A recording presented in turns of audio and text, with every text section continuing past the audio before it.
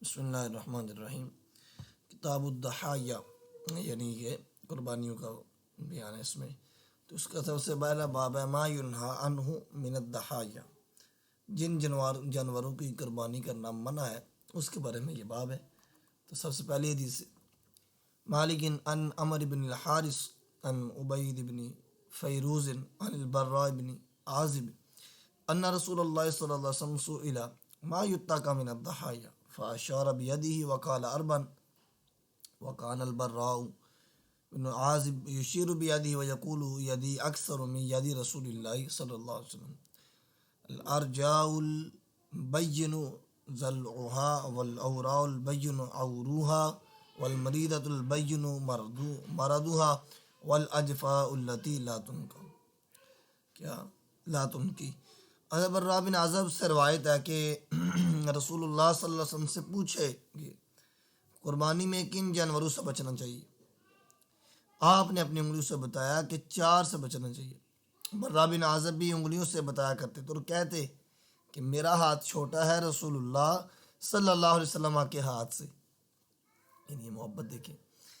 پہلا فرمایا ایک لنگڑا جو چل نہ سکے، الارجاؤ، ٹھیک ہے۔ اور دوسرا فرمایا وہ کانا جس کا کانا پن کھلا ہوا ہو، ظاہر ہو۔ تیسرا فرمایا بیمار جس کی بیماری کیا ہو، ظاہر ہو۔ اور چوتھا اور دبلا جس میں گودا نہیں ہے، یعنی بالکل کوئی راس نہیں ہے اس کی ہڈیوں میں، گودا اسے کہتے ہیں جس میں گودا نہیں ہے۔ آگے فرماتے ہیں مالک کی دوسری روایت ان نافع ان عبداللہ بن عمر کانا یتقی من الضحایا والبدن التي لم تسن والتي نقد من خلقها۔ نافع سے روایت ہے کہ عبداللہ بن عمر ان قربانیوں سے بچتے جو مسنہ نہ ہوتی اور جس کا کوئی عضو نہ ہوتا، ٹھیک ہے۔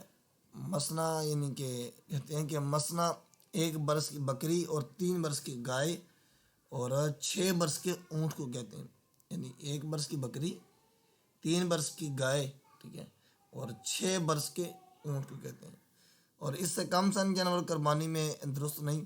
اور حنفی اور حنابلہ کے نزدیک، یعنی امام اعظم ابو حنیفہ کے نزدیک، ہمارے ہاں جو ہے وہ کیا ہے کہ 2 برس کی گائے ہے اور 5 برس کا اونٹ جو ہے یہ درست ہے۔